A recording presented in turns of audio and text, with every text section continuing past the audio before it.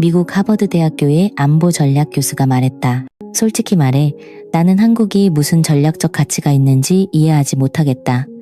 미국이 없으면 한국은 끝나는 것 아닌가? 순간 강의실 전체에 무거운 침묵이 흘렀다. 중국인 유학생 왕래이는 경멸적인 웃음을 터뜨리며 말을 이었다. 교수님, 그건 말이 안 됩니다.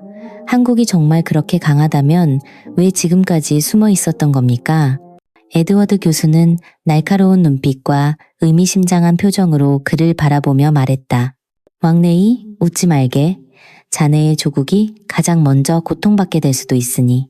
미국 최고의 명문, 하버드 대학교에서 국제안보전략 분야의 최고 권위자인 존 에드워드 교수의 강의가 막 시작되려 하고 있었다. 그 전에 1초만 시간을 내어 좋아요 버튼을 눌러주시면 영상 제작에 큰 힘이 됩니다. 그럼 시작하겠습니다. 하버드 대학교 안보전략학과의 강의실은 특유의 긴장감으로 가득 차 있었다. 수십 명의 학생들이 존 에드워드 교수의 강의를 기다리고 있었다. 교수가 강의실로 들어서자 학생들의 웅성거림은 즉시 잦아들었다. 오늘 우리는 동아시아의 안보 구도에 대해 토론할 것입니다. 특히 이 지역의 전략적 요충지와 주변 국가의 관계를 중심으로 다룰 겁니다. 에드워드 교수가 말을 이어가려 할 때 맨 앞줄에 앉아있던 중국인 유학생 왕래이가 손을 들었다. 교수님, 솔직히 저는 한국이 무슨 전략적 가치가 있는지 이해가 안 됩니다. 미국이 없으면 한국은 끝나는 것 아닙니까? 강의실은 순간 정지했다. 한국계 미국인 학생인 마크 김의 얼굴이 붉어졌다. 그러나 에드워드 교수는 아무 말도 하지 않고 천천히 칠판으로 걸어갔다. 교수님, 제가 뭐 틀린 말이라도 했습니까? 왕래이가 물었다. 그리고 교수님, 한국은 그저 외세에 의존해야만 하는 작은 나라일 뿐이지 않습니까? 에드워드 교수는 여전히 침묵했다. 그는 칠판에 큰 글씨로 두 단어를 썼다. 전략적 오판, Strategic Miscalculation. 여러분, 오늘 예정되었던 강의는 잠시 미루겠습니다. 대신 지난 수십 년간 국제안보학계가 저질러온 가장 치명적인 실수에 대해 이야기하고 싶습니다. 그의 목소리는 차분했지만 강의실 전체를 압도하는 힘이 있었다. 왕래이군, 자네의 발언이 공교롭게도 오늘 내가 하려던 이야기의 주제와 정확히 일치하는군. 교수는 노트북을 열고 프로젝터에 화면을 띄웠다. 학생들은 긴장된 표정으로 그를 주목했다. 오늘부터 이 강의의 내용은 바뀔 것입니다. 주제는 세상은 한국을 잘못 알았다. 강대국들이 간과한 전략적 재앙입니다. 마크 김이 즉시 반응했다. 교수님, 그게 무슨 말씀이십니까? 교수는 잠시 침묵하다가 천천히 고개를 들어 학생들을 바라보았다. 여러분 모두는 국제안보 분야의 미래입니다. 하지만 여러분은 지금까지 세계 안보 지형을 완전히 바꿀 한 나라를 제대로 보지 못했습니다. 한국을 말씀하시는 겁니까? 마크가 물었다. 맞습니다. 오늘 내가 여러분에게 공개할 정보는 널리 알려지지 않은 내용들입니다. 만약 언젠가 여기 앉아있는 여러분이 세계를 움직이는 위치에 서게 된다면 오늘 한 나라의 숨겨진 실체와 처음 마주했던 날을 기억하기 바랍니다. 학생들은 긴장감 속에서 조용히 고개를 끄덕였다. 왕래이의 얼굴에는 여전히 뚜렷한 의구심이 서려 있었다. 그럼 시작하죠. 우선 여러분이 한국에 대해 안다고 생각했던 모든 것을 잊어주기 바랍니다. 특히 군사력, 방위산업, 그리고 국가안보 전략에 대해서는 말입니다. 에드워드 교수가 화면에 띄운 자료에는 극비, Top Secret라는 도장이 찍혀 있었다. 오늘 여러분은 세상이 어떻게 한 나라의 진정한 힘을 철저히 과소평가해 왔는지, 그리고 그 오판이 미래의 국제 질서에 어떤 영향을 미칠 것인지를 배우게 될 것입니다. 에드워드 교수는 잠시 화면을 응시하다가 다시 학생들을 돌아보았다. 그의 표정에는 평소와 다른 긴장감이 역력했다. 여러분, 지금부터 제가 공개할 정보는 매우 민감하며 제 경력과 생명의 위험이 될 수도 있는 내용입니다. 학생들 사이에서 작은 동요가 일었다. 에드워드 교수는 노트북을 클릭했다. 잠시 후 영어 섞인 중국어가 강의실에 울려 퍼졌다. 내 이름은 장 웨이밍, 중국 국가안전부 소속이다. 만약 이 파일이 공개된다면 나는 위험에 처할 것이다. 하지만 세상은 진실을 알아야만 한다. 목소리에는 미세한 떨림이 느껴졌다. 지치고 무거운 톤이었지만 그 안에는 확고한 의지가 담겨 있었다. 한국은 우리가 알던 한국이 아니다. 그들의 군사 능력에 대한 모든 평가는 완전히 잘못되었다. 필요하다면 한국은 6개월 안에 핵무기를 생산할 수 있다. 우리는 완전히 잘못 봤다. 왕래이가 비웃었다. 말도 안 됩니다. 한국이 정말 그렇게 강하다면 왜 지금까지 숨어 있었던 거죠? 에드워드 교수가 그를 날카롭게 쏘아보았다. 웃지 말게. 자네의 조국이 가장 먼저 고통받을 수 있으니. 녹음 파일은 계속되었다. 한국의 방위산업은 외부에 보이는 것과 완전히 다르다. 그들은 우리에게 보여주고 싶은 것만 보여줬다. 실제 능력은 최소 10년에서 15년은 앞서 있다. 한국인 유학생 박수진이 눈을 동그랗게 떴다. 교수님, 이게 사실인가요? 중국 정보기관의 평가라면 사실일 가능성이 높지. 이 녹음 파일은 8개월 전 내 개인적인 네트워크를 통해 입수한 것이다. 마크가 몸을 앞으로 숙였다. 그런데 왜 한국은 이런 능력을 숨겨야만 했죠?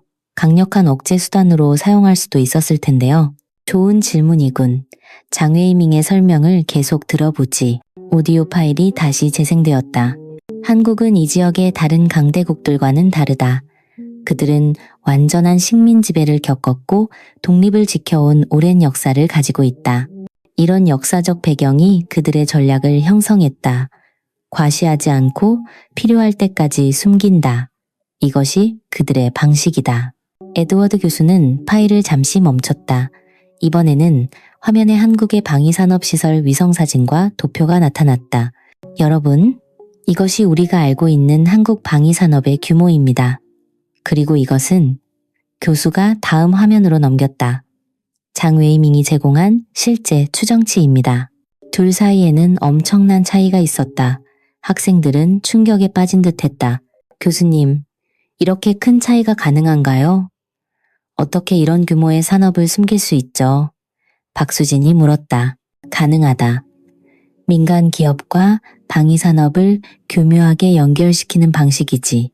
한국의 여러 인류 민간 기업들은 일반 소비재를 생산하면서 동시에 최첨단 무기 시스템 개발에 참여하고 있다. 완벽한 위장이다. 왕래이는 여전히 의심스러운 표정이었다. 중국 스파이 한 명의 증언만으로는 더 확실한 증거가 필요합니다. 에드워드 교수가 미소를 지었다. 물론이지. 이제부터 그 증거들을 하나씩 보여주도록 하겠다. 하지만 그 전에 장웨이밍의 경고를 먼저 들어보지. 녹음이 다시 시작되었다.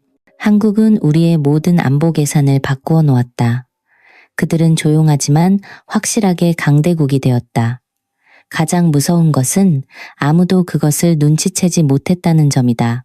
에드워드 교수는 장웨이밍의 목소리를 잠시 멈추고 프로젝터 화면을 바꿨다. 대형 스크린에는 각종 무기들과 전력 비교표가 나타났다. 여러분, 지금부터 보여줄 자료는 외부에 공개된 수치와 실제 성능의 차이를 보여줄 것입니다. 숫자가 전부가 아니라는 것을 명확히 보여주는 사례들이죠. 교수는 전투기 자료를 먼저 클릭했다. 화면에 FA-50 파이팅 이글 전투기 사진이 나타났다. 한국의 FA-50은 경전투기로 분류되지만 실제 전투 성능은 어떨까? 그가 다른 파일을 열었다. 극비 도장이 찍힌 중국 공군의 평가 보고서였다. 이것은 중국 공군이 FA-50의 성능을 분석한 보고서다. 그들의 결론은 놀라웠다. FA-50은 미군의 F-26에 필적하는 전투 능력을 보였고 특정 전투 환경에서는 오히려 더 우수한 성능을 발휘했다. 왕래이가 손을 들었다. 교수님, 아무리 봐도 과대평가 같습니다. 소형 전투기가 어떻게 그럴 수 있죠? 과대평가가 아니다. 교수가 단호하게 말했다.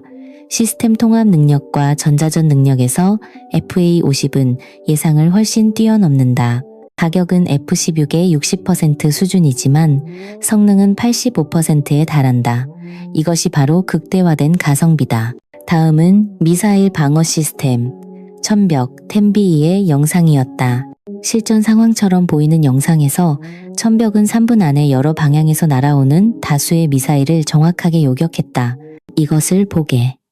천벽 미사일 방어 시스템의 요격 성공률은 95% 이상으로 적의 미사일을 무력화시킨다. 이 정도의 정확도는 세계 최고 수준이다. 교수는 이어서 K1A 전차의 개량 능력, 관계 토대왕급 구축함의 전자전 성능, 한국형 미사일 방어체계의 요격 성공률 등 자료를 계속해서 보여주었다. 모든 자료에는 예상치와 실제 두 개의 열이 있었고 실제 성능은 항상 예상치를 훨씬 웃돌았다. 박수진이 물었다. 교수님, 이런 차이가 나는 원인은 무엇인가요? 좋은 질문이다. 교수가 대답했다. 한국은 자국의 무기 시스템 성능을 대외적으로 공개할 때 의도적으로 축소하는 정책을 편다. 국내외의 실제 성능보다 20, 30% 낮은 정보를 제공하고 그마저도 필요한 최소한의 정보만 공개한다.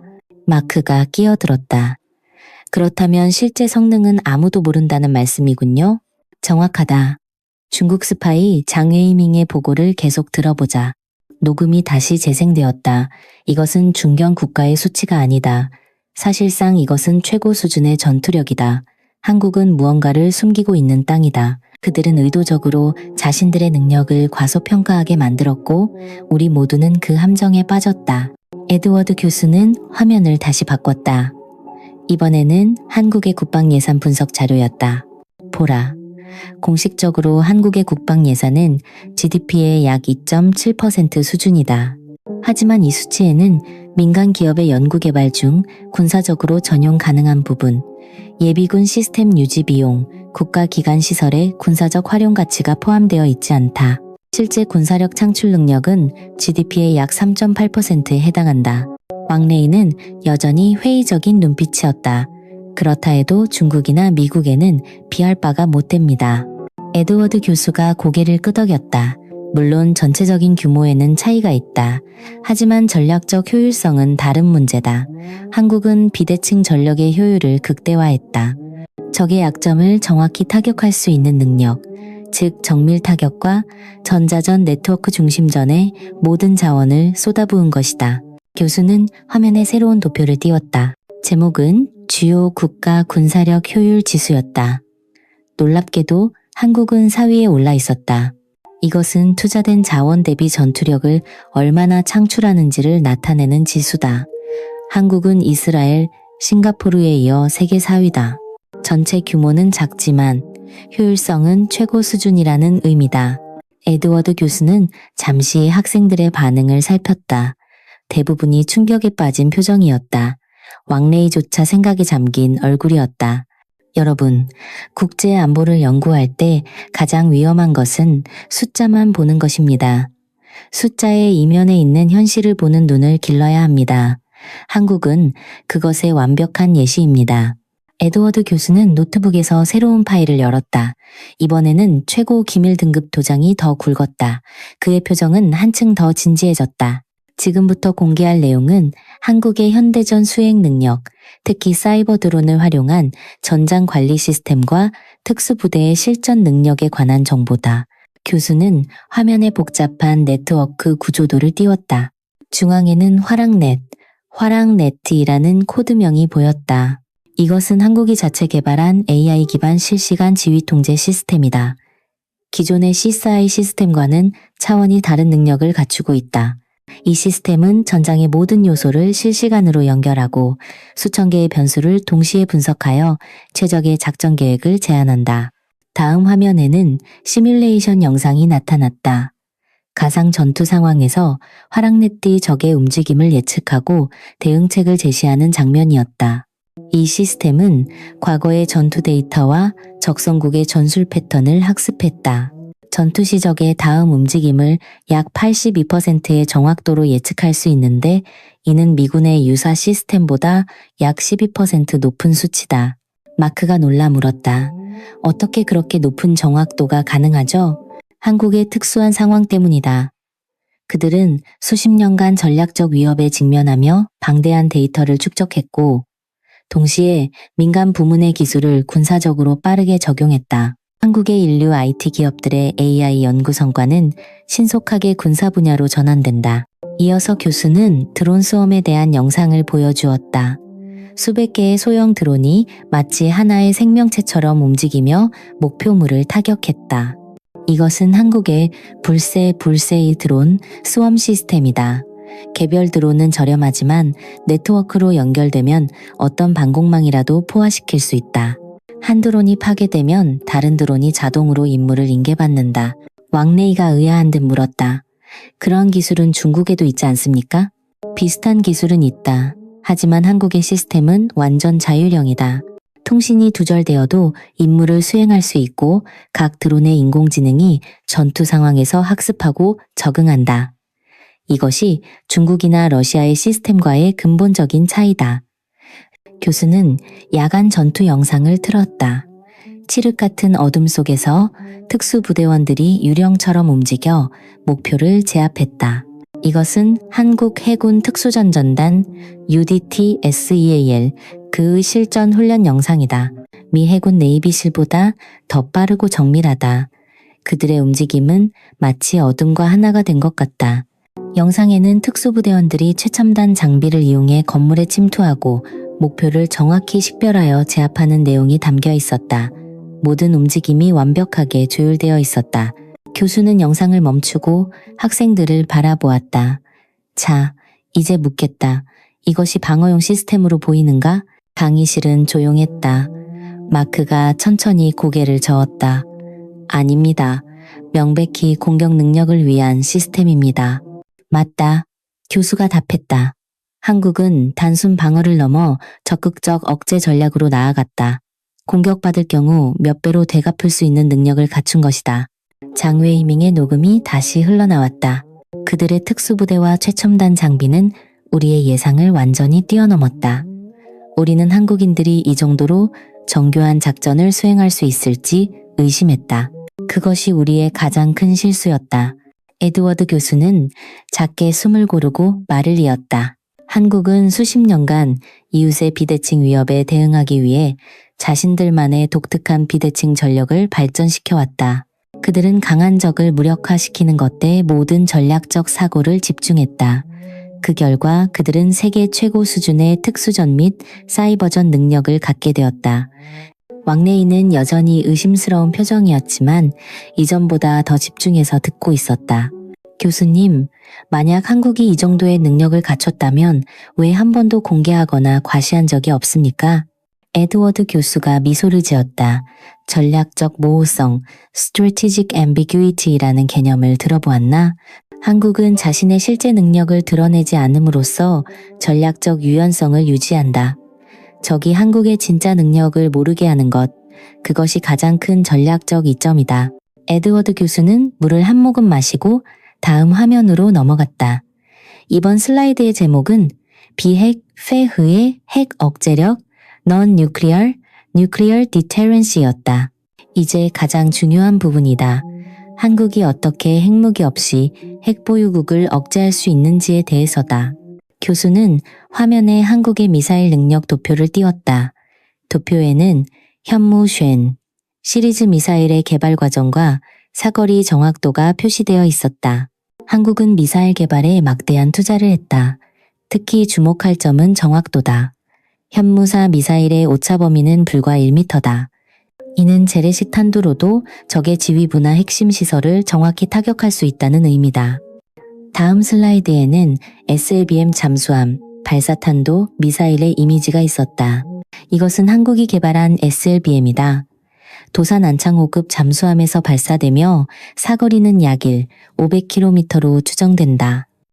핵탄두를 장착하지 않더라도 이 초정밀 타격 능력으로 적의 핵시설이나 지휘부를 무력화시킬 수 있다. 박수진이 손을 들었다. 교수님, 그렇다 해도 핵무기의 파괴력과는 비교가 안 되지 않습니까? 좋은 지적이다. 교수가 답했다. 물론 한 발의 파괴력은 핵무기와 같을 수 없다. 하지만 한국의 전략은 다르다. 그들은 수백 발의 재래식 미사일을 이용한 다중 동시 타격, Multi-Way Precision Strike 개념을 발전시켜 적의 핵 사용 능력을 원천적으로 파괴하는 전략을 세웠다. 다음 화면에는 극초음속 미사일에 대한 자료가 나타났다. 마하 5 이상의 속도로 비행하는 미사일의 궤적이 보였다. 한국은 러시아나 중국보다 극초음속 미사일 개발은 늦게 시작했지만 무서운 속도로 추격하고 있다. 현재 개발 중인 현무-X는 마하 7의 속도로 비행 가능하며 이는 현존하는 어떤 미사일 방어 시스템으로도 요격이 불가능하다. 마크가 끼어들었다. 하지만 교수님, 결국 핵무기가 없다면 억제력에 한계가 있지 않습니까? 핵보유국이 핵으로 위협하면 어떡하죠? 바로 그 질문을 기다리고 있었다. 교수가 미소를 지으며 답했다. 한국의 전략은 비핵의 핵 억제력이다. 만약 적이 핵을 사용한다면 한국은 최첨단 재래식 무기를 동원해 적의 지휘부와 권력 핵심부를 완전히 파괴할 능력을 갖추고 있다. 이것은 핵에 의한 억제와는 다른 형태지만 유사한 효과를 내는 억제력이다. 교수는 다음 슬라이드로 넘어갔다. 전략적 마비, Strategic Paralysis, 작전 개념도였다. 한국은 적국의 지휘통제 시스템, 전력망, 통신망을 동시에 마비시킬 수 있는 능력을 보유하고 있다. 이 능력은 사이버 공격, 전자전, 정밀 타격이 결합된 것으로 적국의 핵 지휘 시스템을 마비시키는 것을 목표로 한다. 왕래이가 반박했다. 그래도 핵무기가 없으면 강대국을 억제할 수 없습니다. 결국 한국은 미국의 해구산에 의존해야만 합니다. 에드워드 교수가 고개를 저었다. 반대다. 오히려 더 위험하다. 핵 제조가 가능한 비핵지대, Nuclear Capable, Non-Nuclear Zone가 무엇을 의미하는지 아는가? 한국은 6개월 안에 핵무기를 생산할 수 있는 능력을 갖추고 있다. 농축, 재처리 기술은 물론 플루토늄을 사용하지 않는 기술까지 모두 보유하고 있다. 단지 만들지 않을 뿐이다. 장웨이밍의 녹음이 다시 흘러나왔다. 한국은 언제든 핵무기를 만들 수 있다. 하지만 그들은 더 현명한 길을 택했다. 공격하지 않고도 상대를 굴복시키는 전략을 선택한 것이다. 이것이 우리의 가장 큰 오판이었다. 우리는 핵무기가 없는 땅을 너무 과소평가했다. 에드워드 교수는 화면을 끄고 강의실 조명을 켰다. 학생들의 얼굴에는 충격과 경외감이 가득했다. 여러분, 한국의 방식은 기존의 국제 안보 이론을 다시 쓰게 만들고 있다. 그들은 핵무기라는 극단적인 수단 없이도 강대국과 전략적 균형을 맞출 수 있다는 것을 증명하고 있다. 그렇다면 왜 한국은 이 능력을 공개적으로 과시하지 않는 거죠? 박수진이 물었다. 전략적 모호성 개념을 다시 생각해보라. 만약 당신이 가진 패를 모두 보여주면 당신의 협상력은 떨어진다. 한국은 자신의 진짜 능력을 숨김으로써 더 큰 전략적 유연성을 확보하는 것이다. 마크가 고개를 끄덕였다. 포커게임에서 패를 보여주지 않는 것과 같군요. 정확하다. 이제 장웨이밍의 가장 중요한 평가를 들어보자. 녹음이 재생되었다. 한국은 세계 최초로 비핵에 의한 억제라는 새로운 모델을 만들었다. 그들은 핵무기 없이도 핵보유국을 억제할 수 있음을 증명했다. 이것은 앞으로 세계 안보 질서를 근본적으로 바꿀 수 있는 새로운 패러다임이다. 에드워드 교수는 다시 노트북을 열고 화상회의를 시작했다. 화면에 갈색 머리에 날카로운 눈매를 한 여성이 나타났다. 그녀의 얼굴은 약간 긴장되어 보였다. 여러분, 이분은 영국의 저명한 국제분쟁 전문 기자인 사라 윌슨이다. 그녀는 지난 4년간 한국의 군사문화를 취재해왔다. 사라, 학생들에게 당신의 경험을 공유해 줄 수 있겠나? 사라가 고개를 끄덕이며 말을 시작했다. 약간의 영국 억양이 느껴졌다. 안녕하세요, 하버드 학생 여러분. 제가 처음 한국에 갔을 때 저는 그저 또 다른 미국의 동맹국을 취재하러 간다고 생각했습니다. 하지만 제가 본 것은 완전히 다른 세상이었습니다. 그녀는 물을 한 모금 마시고 말을 이었다. 가장 놀라웠던 것은 한국 사회에 스며있는 국방의식이었습니다. 저는 여러 대학생들을 만났는데 그들은 예비군 훈련을 이미 경험했습니다. 그들의 안보의식과 위기 대응 능력은 놀라웠습니다. 미국이나 유럽의 학생들과는 완전히 달랐습니다. 사라의 화면이 바뀌며 한국의 젊은이들이 민간 훈련장에서 훈련하는 모습이 나타났다. 방공 후 대피 훈련 장면도 있었다. 한국의 청년들은 대학에 다니면서 매년 민방위 훈련을 받습니다. 전쟁 상황에 대비한 훈련이 일상화되어 있죠. 하지만 중요한 것은 그들의 태도입니다.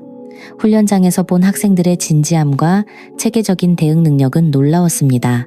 다음 사진에는 일반 시민들이 을지 프리덤 실드라는 전쟁 대비 훈련에 참여하는 장면이 있었다. 서울 시민들은 전쟁을 두려워하지 않습니다.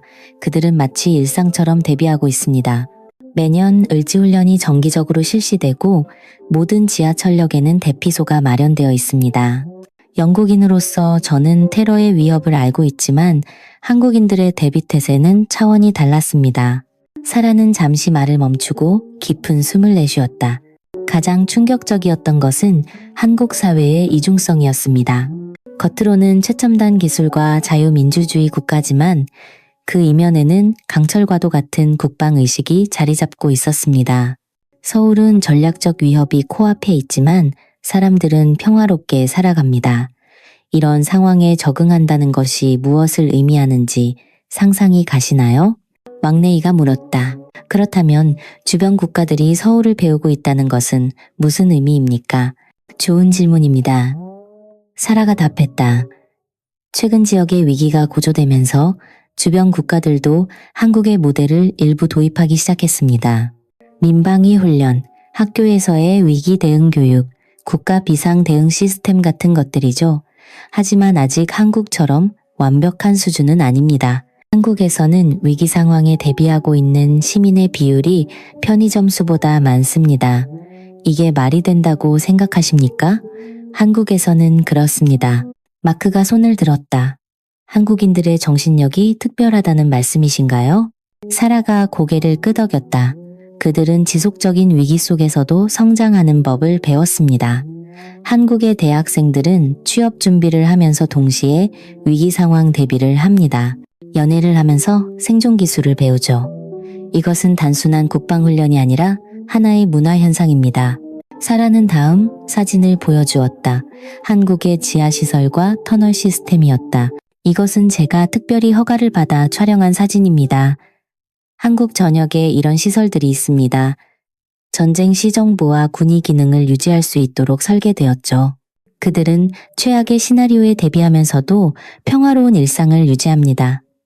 이것이 제가 본 한국의 진짜 모습입니다. 에드워드 교수가 사라에게 물었다. 사라, 한국에서 가장 놀랐던 점은 무엇이었나? 사라는 잠시 생각하더니 답했다. 그들의 의지였습니다. 한국인들은 다시는 독재와 외세의 침략 아래 살지 않겠다는 결의를 가지고 있습니다. 한 노인이 제게 말했습니다. 우리는 주권에 대한 위협을 여러 번 겪었습니다. 다시는 그런 일이 없을 겁니다. 이 단순한 문장에 그들의 모든 국가 전략이 담겨 있었습니다. 그녀는 마지막 사진을 보여주었다. 버블티 카페에 앉아 웃고 있는 한국 청년들의 모습이었다. 이 학생들은 모두 국방훈련을 받았고 위기 대응 능력을 갖추고 있습니다. 하지만 그들은 평범한 일상을 살아가죠. 이것이 한국의 진정한 힘입니다. 위협의 그림자 아래에서도 미래를 향해 나아갈 수 있는 능력. 에드워드 교수는 사라에게 감사를 표하고 화상회의를 마쳤다. 강의실은 침묵에 휩싸였다. 여러분, 교수가 천천히 말을 이었다. 사라가 설명한 것이 바로 한국 군사력의 이면에 있는 진정한 힘입니다. 기술이나 장비가 아니라 문화와 정신입니다. 위기 대비가 일상에 녹아있는 사회, 그것이 한국의 가장 무서운 전략 자산입니다. 왕래이의 얼굴에는 이제 의심이 아니라 뚜렷한 사색의 빛이 감돌았다. 박수진은 자랑스러운 표정으로 고개를 끄덕였고 마크는 필기를 멈추고 생각에 잠겨 있었다.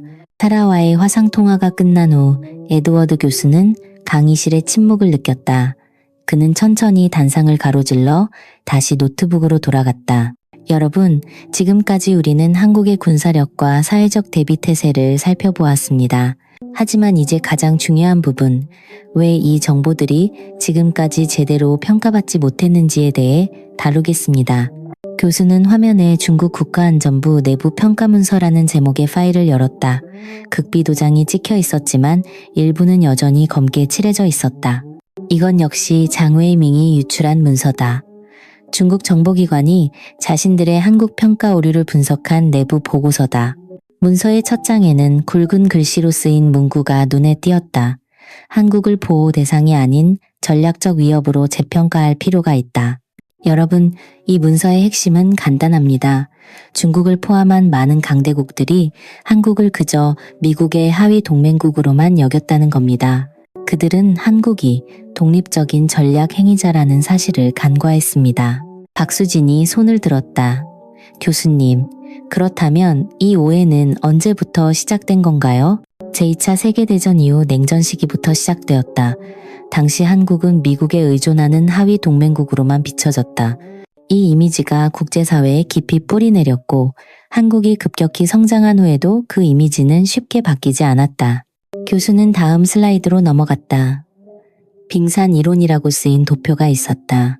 이 도표는 중국 분석가들이 만든 것이다. 그들의 결론은 충격적이다. 우리가 본 것은 빙산의 일각에 불과했다는 것이다. 도표는 거대한 빙산이 작은 부분만 물 위로 드러낸 모습을 보여주었다. 물 위에 있는 부분에는 공개된 한국의 능력, 그리고 물 아래의 거대한 부분에는 중국 정보기관 추정 실제 능력이라고 쓰여 있었다. 한국의 실제 군사 능력은 공개된 것보다 약 2.5배 크다. 특히 사이버전, 전자전, 그리고 반도체 기반 군사 기술 분야에서는 그 격차가 더 크다. 마크가 물었다. 교수님, 그렇다면 한국이 이런 전략을 시작한 것은 언제부터입니까? 1990년대 중반, 이 지역의 중요한 위기를 겪은 후부터다. 그들은 외부의 도움에만 의존할 수 없다는 중요한 교훈을 얻었다. 그 이후 한국은 조용히 자립적인 방어 체계를 구축하기 시작했다. 교수는 장웨이밍의 마지막 오디오 파일을 재생했다. 우리의 가장 큰 실수는 한국을 미국의 동맹국으로만 본 것이다. 그들은 우리가 생각했던 것보다 훨씬 독립적이고 강했다. 이제 한국은 미군이 아시아에서 철수하더라도 스스로를 지킬 수 있는 땅이 되었다. 어쩌면 이것이 그들의 계획이었을지도 모른다. 에드워드 교수는 오디오 파일을 끄고 학생들을 바라보았다. 여러분, 우리는 지금까지 한국을 그저 동맹국으로만 보았습니다. 이것이 바로 전략적 오판입니다. 한국은 더 이상 보호받아야 할 나라가 아닙니다. 그들은 독립적인 전략적 축이 되었습니다. 교수는 천천히 칠판으로 걸어갔다. 처음에 썼던 전략적 오판 옆에 그는 전략적 야수 (strategic beast) 라고 덧붙였다. 전략적 오판에서 전략적 야수로 이제 한국은 새로운 범주의 땅이 되었습니다. 핵무기 없이도 강대국과 동등하게 경쟁할 수 있는 땅. 겉으로 드러난 것보다 훨씬 강한 땅. 왕래에는 더 이상 비웃지 않았다. 그의 표정은 진지했고 무언가 깊이 생각하는 듯했다.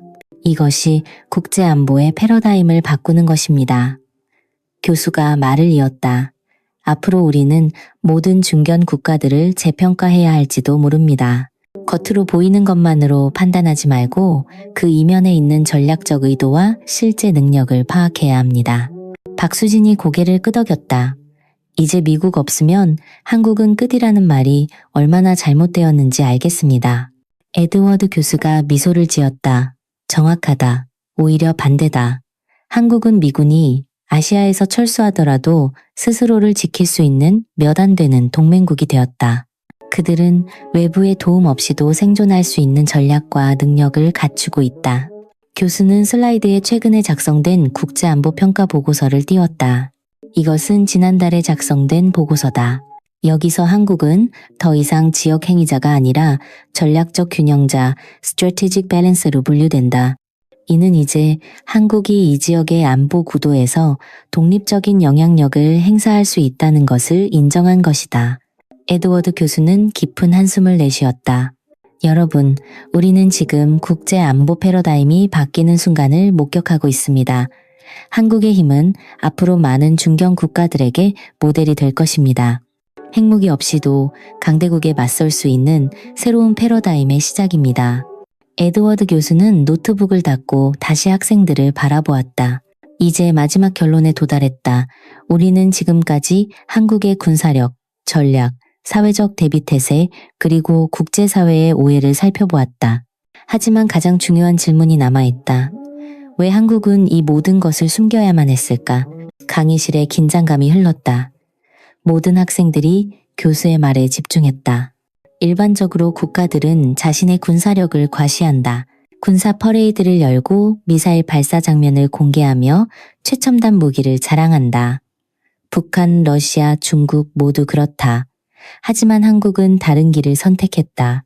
에드워드 교수는 잠시 생각에 잠긴 듯 침묵했다. 그들은 필요가 없었기 때문에 침묵했다.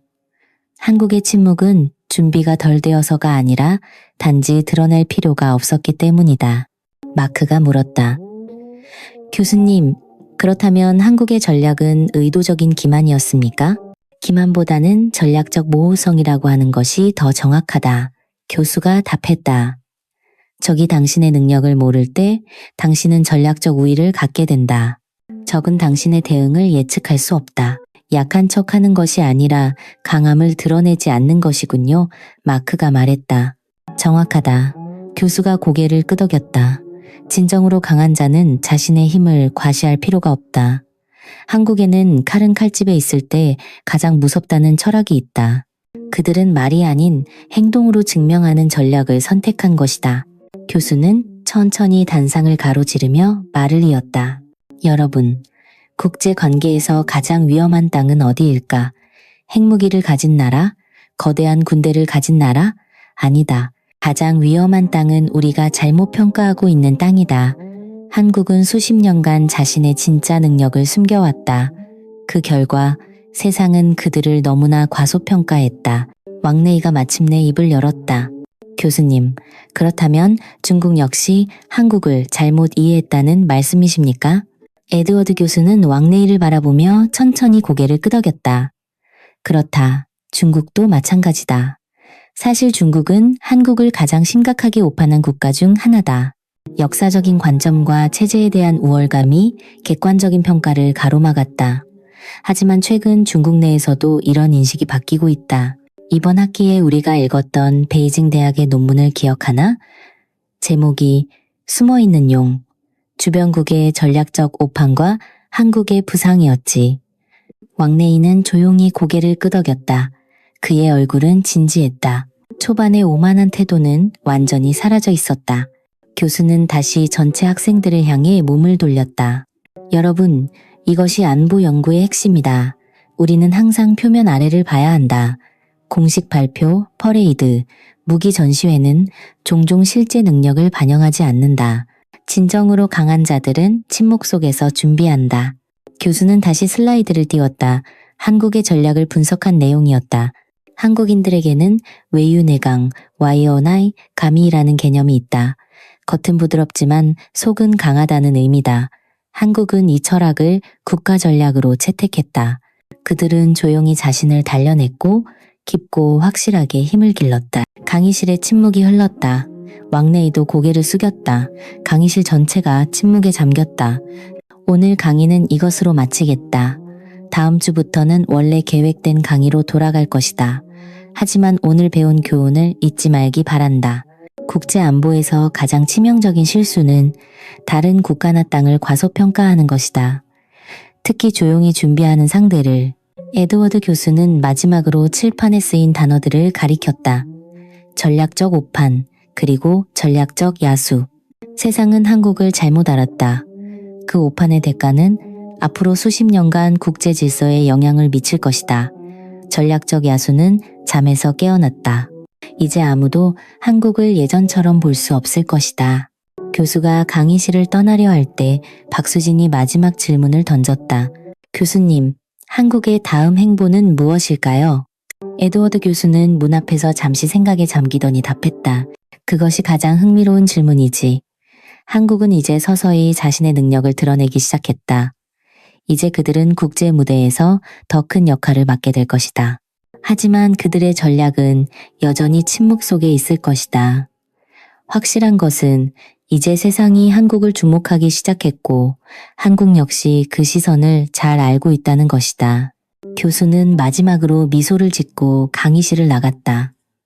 학생들은 여전히 충격과 깨달음 속에서 자리에 앉아 있었다. 마치 국제안보의 패러다임이 바뀌는 순간을 목격한 것처럼 강의실을 나가기 전 왕래이가 박수진에게 다가갔다. 내가 틀렸어. 그가 작은 목소리로 말했다. 한국은 우리가 생각했던 것보다 훨씬 강했어. 박수진이 미소를 지었다. 침묵은 금이라는 말이 있죠. 한국은 단지 그것을 전략으로 삼았을 뿐이에요. 두 사람은 함께 강의실을 걸어나갔다. 마크도 그들의 뒤를 따랐다.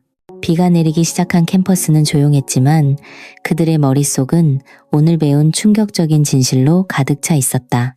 오늘 영상 어떠셨나요? 우리는 그저 강대국들 사이에서 살아남으려 애쓰는 작은 나라라고만 생각했습니다. 하지만 이제 알아야 합니다. 세상이 한국을 잘못 알았고 그 대가를 치르고 있다는 것을. 한국은 전쟁을 원하지 않지만 언제나 전쟁에 준비되어 있습니다. 핵은 없지만 그보다 정밀한 기술력과 강한 단결력을 가지고 있습니다. 한국은 조용하지만 조용히 전략적 야수가 되었습니다. 침묵은 약함이 아니라 준비이고 겸손은 두려움이 아니라 자신감입니다. 대학생들이 위기 대비를 하는 나라, 국방 예산 효율성이 세계 최고인 나라, 핵 제조 가능한 비핵지대라 불리는 전략적 국가, 그것이 바로 한국입니다. 지금 이 영상을 보며 가슴 한구석이 뜨거워진다면 그것은 우리가 이 아름다운 나라를 진심으로 사랑하기 때문일 것입니다. 지금 이 순간에도 세상은 조용히 깨닫고 있습니다. 한국은 더 이상 작지 않으며 아무도 함부로 할 수 없다는 것을. 여러분의 구독과 좋아요는 이 이야기를 더 많은 사람들에게 전하는 큰 힘이 됩니다. 여러분이 느끼는 한국의 진정한 힘에 대해 댓글로 남겨주세요. 우리는 아직 모든 것을 보여주지 않았습니다. 다음 영상은 또 다른 숨겨진 진실과 함께 찾아오겠습니다. 흐름을 따르는 나라에서 흐름을 바꾸는 나라로. 한국이 없으면 세상은 멈춘다. 오늘의 이야기는 여기까지입니다. 오늘도 끝까지 시청해 주셔서 감사합니다. 여러분의 구독, 좋아요, 그리고 응원은 저희가 앞으로 더 빠르고 정확한 정보를 제공하는 데 가장 큰 원동력이 됩니다. 감사합니다.